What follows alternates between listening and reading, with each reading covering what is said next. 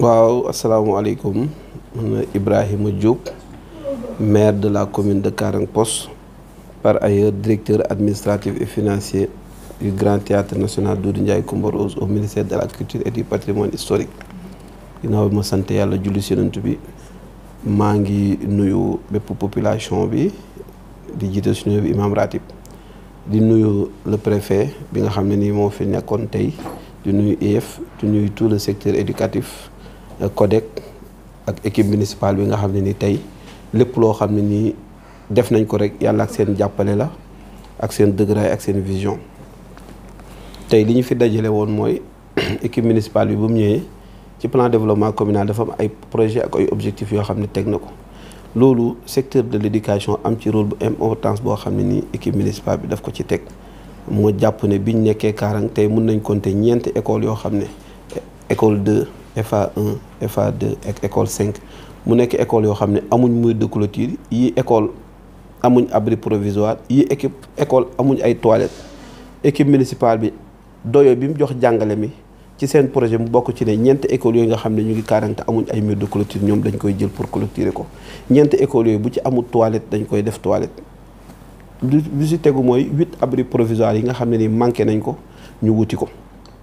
moo tax tey bi ñëwee ñu sant yàlla bu baax parce que première école bi def nañ fi pose première pierre ba yàlla def tey lañ doon réceptionner travaux yi mur de clôture boo xam ne mucc na ayib lool école yi nekk ci sécurité parce que xale balaa muy jàng sécurité daf si war a jiitu ndaxte bu fekkee da ngay jàng boo génnee oto yaa ngi daw moto yaa ngi daw sareet yaa ngi dugg mbaam yeeg yëpp di dugg ci biir école bi yaakaar naa sécurité ak salubrité loolu du loo xam ne nii dafa war a nekk ci bërëbu jàngeekaay ñun nag ci suñ gis-gis ak ci biñ ñu falee ñu bokk ci projet yooyu nga xam ne nii dañu war a dindi lépp loo xam ne nii école la te amul abri provisoire amul ay toilettes ñu def ko tey nag moo taxoon ñu dajale lépp acteurs yi nga xam ne ñoo nekk ci mbirum éducation ñëw pour ñu doon réceptionner premier mur de clôture bi nga xam ne def nañ ko ak école 2 mu nekk loo xam ne dañ koy rafetlu mais aussi réceptionner waale toilettes yi nga xam ne nii tey moo nekk FA2 parce que école la boo xam ne ñëpp xam nañ ne jumtukaay boobu dafa am solo ci doomu aadama ñu ko doon réceptionné tey mu nekk bési mbégte première mur de clôture bi ñu réceptionné ko bloc d'hygiène yi ñu réceptionné ko pare nag pour lancer aussi dans les prochains jours pose première pierre mur de clôture bu FA1 kon li moo waraloon tey ñu dajee fii ñu santaat bu baax population bi ak seen niñ ko rafetloo ak niñ ci taxawee ak organisation bi ci yëpp ma ciy féliciter encore l'équipe municipale. am na yeneen liggéey yooyu seen def ci biir njàngale bi ñu table encore waaw parce que biñ ñëwee gouverner c'est prévoir mais gouverner aussi c'est donner une oreille attentive à ta population parce que jàpp nañ ne biñ ñëwee dans le secteur de l'éducation amoon nañ jafe-jafe table banc mais yaakaar naa loolu léegi fàtte nañ ko parce que l'équipe municipale a doté 500 tables banc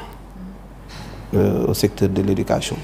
yaakaar naa 500 tables banc moom c'est une dotation historique ci commune tey bi mu ñëwee fexe nañu saafara lépp lu nekkoon ci mbirum table banc mbirum fourniture scolaire aussi yaakaar naa ne jéego yu ñu ci def am na solo lool ba ñi nga xam ne ñoo nekk ci éducation bi ma leen di nuyuwaat de passage ci seen reconnaissance sant nañu ci gërëm nañu ci waaye aussi case des tout-petits yi nga xam ne nii am na fii ñu koy kii jox nañ jàppale nañ leen ci fourniture jàppale nañ ci ay matériel ba nga xam ne nii ñoom tamit gis nañ ci seen bopp mu nekk ay jéego yoo xam ne def nañ ko waaye aussi ginnaaw mur de clôture yooyu ak classe yooyu nga xam ne dañ ko bëgg a tabax ak bloc d'hygiène instauré nañ la semaine passée l'équipe municipale ak CODEC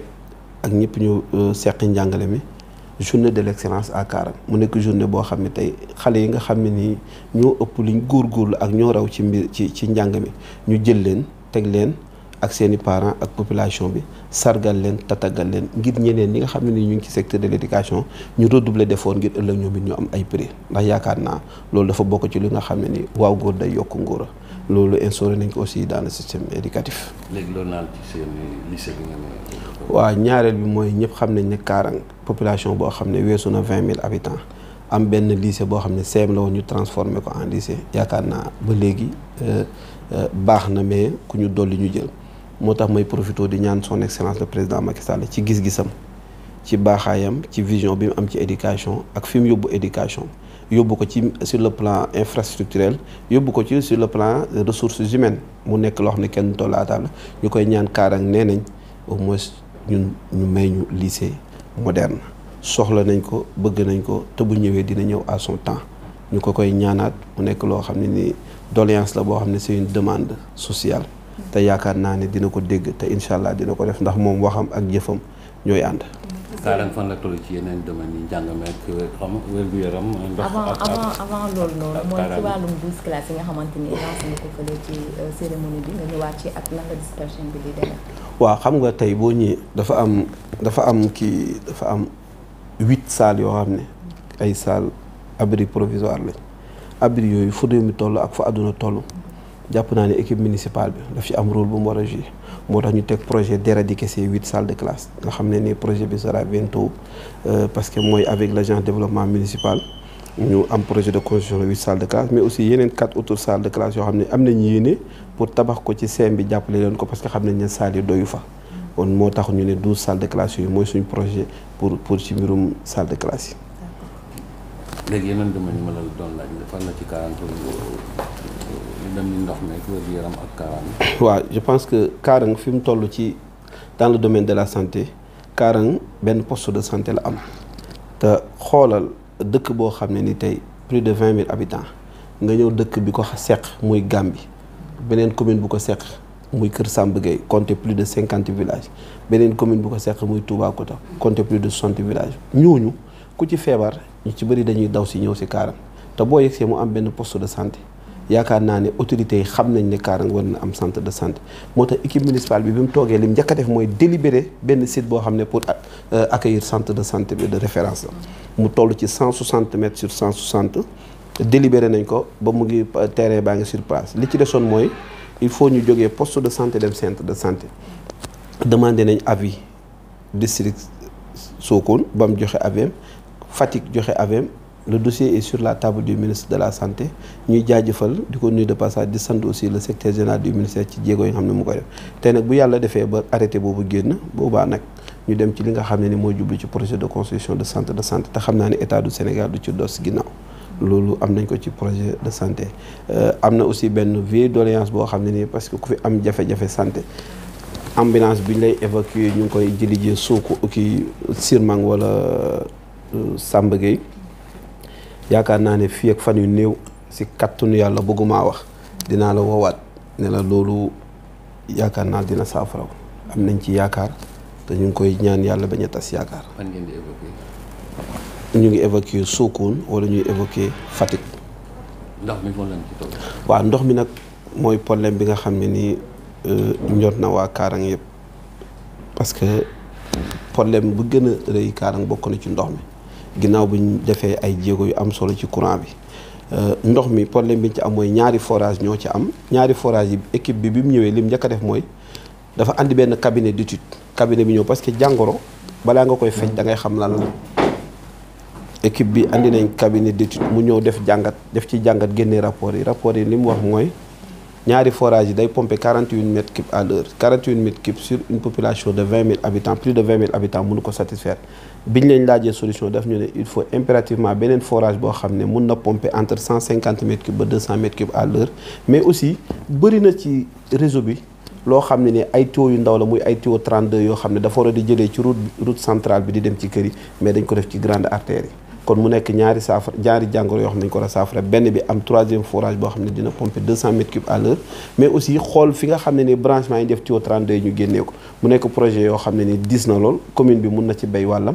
mais yàlla def nañ ci ay jéego ci OFOR def ci ay jéego ci PUMA def ci ay jéego ci PUDC ba yàlla def ci ay projets yoo xam ne c'est déjà acté li des nag mooy ñaan yàlla mu yegg seeg jàmm ndax jaamab sabab yàlla ak dogalam mais ce qui est sûr mooy notre dernière séance de travail avec le directeur de l'OFOR il nous a certifié que le 3e forage de Karang en fait partie et les travaux vont incessamment démarrer ñuy ñaan yàlla mu yegg seeg jàmm ndax lu ñëpp soxla day jafe loolu moom côté électrification bi ñëwee ñu am une dotation de 200 lampadaires def ko sur les grands axes tey boo xoolee Karang boo fi dugg see guddi xam ne am na changement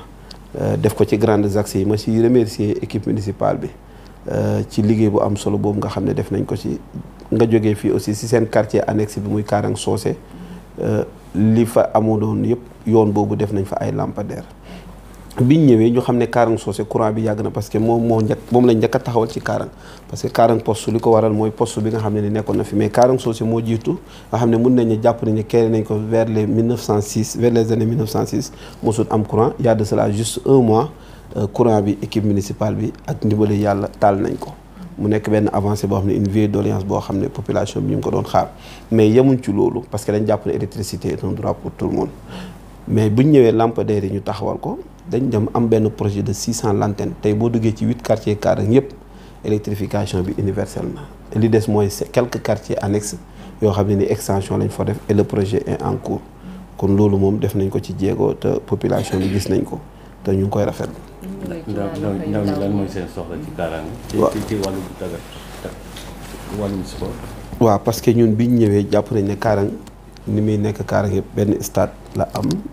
bu xale di bu ñëpp jeunes yi di dem di footballé bu manifestation amee sax dañ leen di mujj wax dem leen ci terrain lycée bi bi ñëwee ñu gis ne Karang amoon na site boo xam ne 200 mètres carrés la woon mais biñ ko délibéré mu depuis Karang nekk bokk ci commune rurale Kër Samba Gueye biñ ñëwee gis ne loolu ndaw yi wax dëgg yàlla ku wax jeunesse wax sport biñ ñëwee ñu dem am projet ak AGETIP may nuyu de passage le directeur général ak ci xarañteelu équipe municipale bi ñu clôturer ñu loolu nga xam ne ñu ngi ko délibéré depuis Karang nekk commune rurale ba mu nekkee commune ba am nekk à son 3e maire léegi li stade boobu clôturer nañ ko mu toll ci 700 mètres linéaires semaine prochaine la ñuy réceptionner mur de clôture bi ak porte yeeg yëpp ma leen di invité waat dans les prochains jours aussi pose première pierre turbine yi parce que day am day doté turbine mais aussi day amaat beneen terrain multifonctionnel boo xam ne basket handball volleyball ci biir mu nekk benn stade multifonctionnel boo xam ne ci suñ projet yi la nekkoon mais ci ndimbalal yàlla li gënoon a métti wala ci li gën a métti muy mur de clôture de 700 mètres linéaires yàlla matal na ko ba tey semaine prochaine dañuy réceptionner travaux mu nekk jéego yoo xam ne def nañ ko ci vraiment wàllu sport mais yemuñ ci loolu mairie bi du cesse di jàppale équipe Karang FC bi nga xam ne ni moo ñuy représenté au niveau national ñu leen di encouragé di leen jàppale ci subvention mais aussi ci lépp loo xam ne ni jafe-jafe la ñu taxaw ci. wàllum xëy ndaw yi fekkoon nañ ko ci benn nombre boo xam ne ni presque 28 la woon mu nekk contrat yoo xam ne ni dafa arrêté woon. il faut que muy leer aussi bi mu arrêté ñun dañ demoon négocier waat yeneen terme de référence ak yeneen contrat ba yàlla def tey obtenir nañ un contrat validé de 38 agents yoo xam ne ni ci xëyi ndaw yi la dinañ def cérémonie bi dans les prochains jours mais aussi dugalaat nañ yeneen demande au niveau de la direction de l'emploi parce que ñëpp xam nañ ne projet ak vision président de la république bokk na ci ndaw yi dugal nañ ko mooy nuyu de passage le directeur de l'emploi ci taxawaayam te ñu ngi ñaan yàlla aussi yooyu ñu dugal fa mu amal ñu njeexantal boo xam ne ni Karang dinañ ci gis boppam. ndax am nga programme wala xalaat ci wàllu cosaan ak aada. waaw cosaan ak aada ku wax Karang xam ne c'est une population multiple ñëpp a ngi fi séeréer jaami joolaa jaami séeréer pël tukulóor yëpp ñu ngi fi. mu nekk loo xam ne ni instauré nañu benn projet boo xam ne ni festival lay nekk entre disons la Sénégambie équipe municipale bi ak vice président commission culturelle ñu ngi ciy liggéey pour def ci jéego yoo xam ne ni tey dina mucc ayib te dina am jeexantal ci population bi parce que day raffermir la population sénégalo-gambienne mais aussi day andi retrouvailles sociales boo xam ne ni dina tax nit ñi nekk ci vraiment ci jàmm. Okay. Bonjour à tout le monde, c'est Ibrahima Diop, maire de la commune de Karang Poste, par ailleurs directeur administratif et financier du Grand Théâtre National Doudou Ndiaye Coumba Rose au ministère de la Culture et du Patrimoine Historique. Et quelle est l'activité que vous avez eue à dérouler aujourd'hui? Bon, je tiens avant tout à saluer toute la population, saluer l'équipe municipale, saluer les autorités étatiques qui étaient là, à savoir le sous-préfet, l'IF, le président du CODEC et le directeur de l'école 2 suite à l'activité que nous avons effectuée aujourd'hui qui concerne la réception des blocs d'hygiène de l'EFA 2 mais aussi des murs de clôture de l'école 2 située à Karang dans le quartier Santhi Sadi. C'est dans quel cadre, dans quel programme? Bon, vous savez que nous avons un plan de développement communal Et dans nos domaines d'activité, il y a le secteur de l'éducation qui compte. Force est de constater qu'à Karang, il y a beaucoup d'écoles qui n'ont pas de mur de clôture, dont je peux citer 4. École 2, FA1, FA2 et école 5.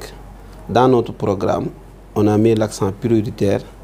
sur la sécurité des élèves. Parce que vous n'êtes pas sans savoir qu'une école sans mur de clôture, la sécurité n'est pas au rendez-vous. C'est dans ce cadre que le maire et son équipe municipale ont vu de mettre l'éducation en premier lieu. C'est pour cela que nous avons un programme de clôturer toutes les écoles de Karang Post. Et aujourd'hui, tout le secteur éducatif s'est réuni pour réceptionner le premier pas posé. C'est-à-dire que nous venons de réceptionner le mur de clôture de l'école 2. Parce que c'est dans notre programme de clôturer toutes les écoles de Karang, mais aussi d'éradiquer les abris provisoires. Il faut noter que Karang compte 8 abris provisoires. Et dans notre projet, après les murs de clôture et les abris provisoires vont de pair. Aujourd'hui, nous venons de réceptionner le premier mur de clôture de l'école 2. Nous venons de réceptionner le premier bloc d'hygiène de l'FA2. Dans les prochains jours, nous allons passer à la pose de la première pierre de la construction du mur de clôture de l'FA1. Mais aussi, nous avons des partenaires. Au mois d'août, nous allons lancer aussi la construction d'une autre salle de classe de l'école 5.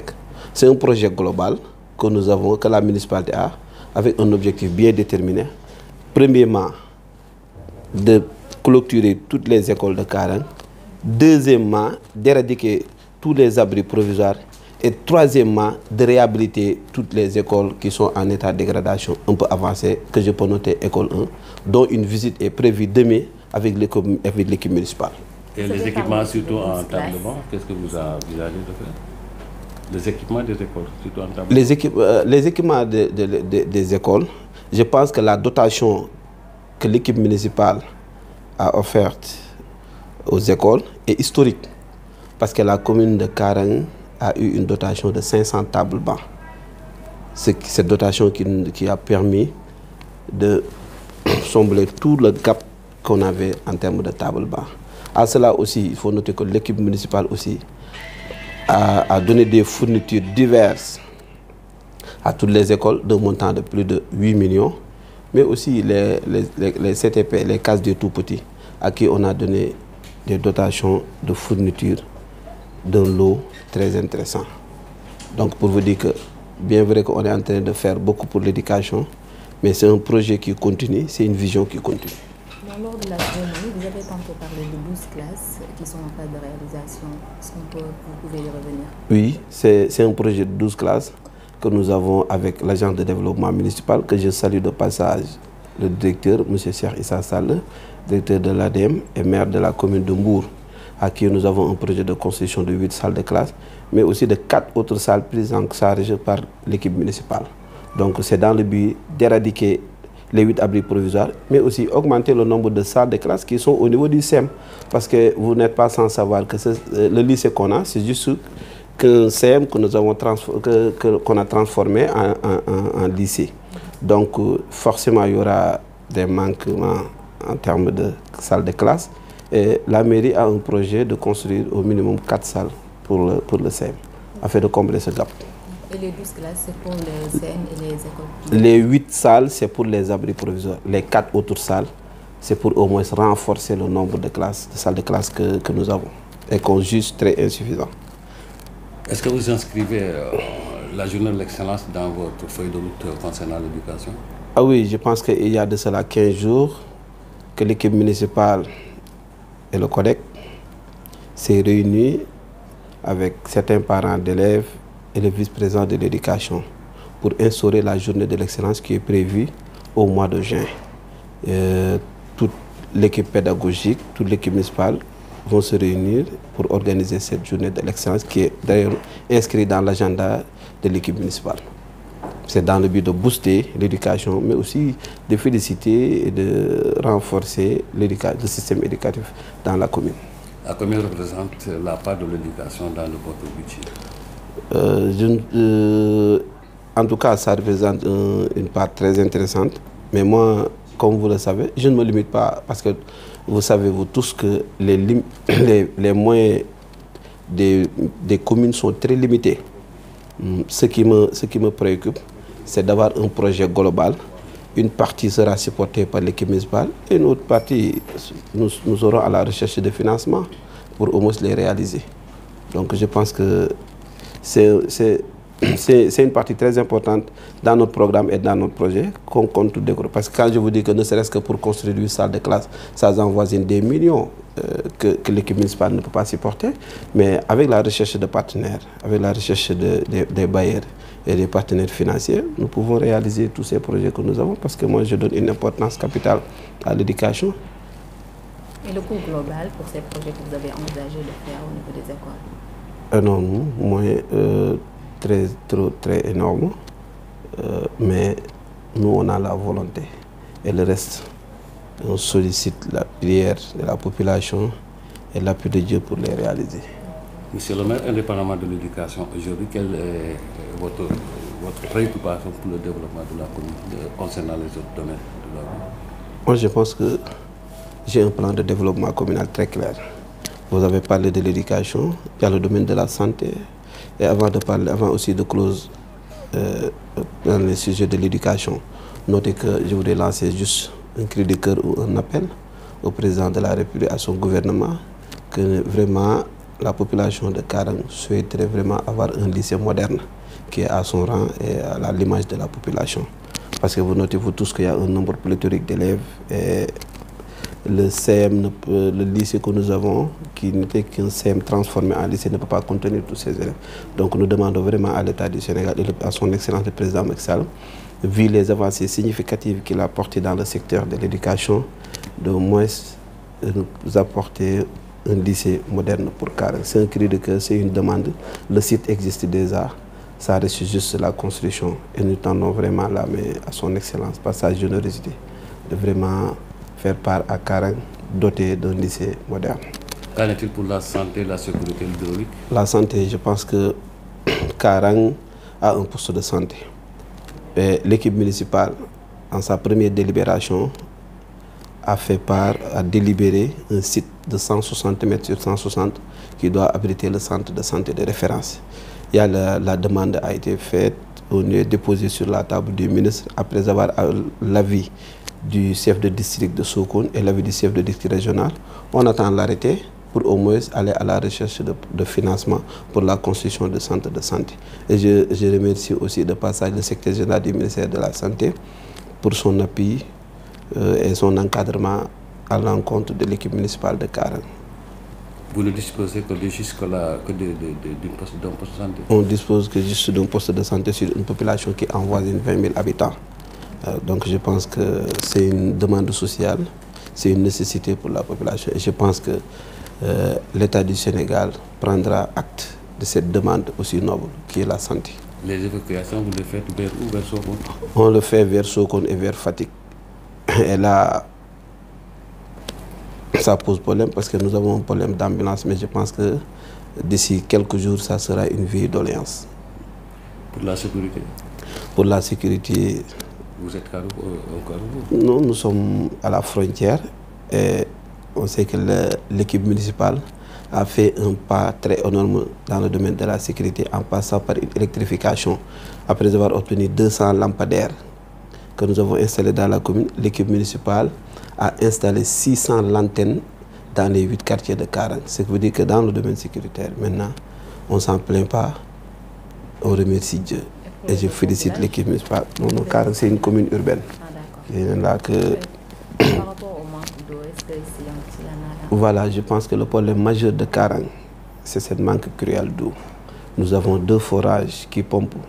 48 mètres cubes à l'heure sur une population de 20 000 habitants. Vous savez la différence. Après avoir, l'équipe municipale avait pris un cabinet qui avait fait des études et les conclusions nous ont montré que les 2 forages, les 48 mètres cubes qu'ils pompent ne peuvent pas satisfaire 20 000 habitants. Donc, il faut impérativement un 3e forage qui avoisine 200 mètres cubes à l'heure. Et dans ce sens, Karang a eu un projet, a introduit une demande au niveau de l'OFOR. Et l'OFOR a accepté le projet et les études sont en cours. Le PUDC aussi était de passage pour nous appuyer dans ce sens, mais aussi le PUMA, qui est un programme d'urgence pour la modernisation des actes frontaliers, que je remercie et je félicite de passage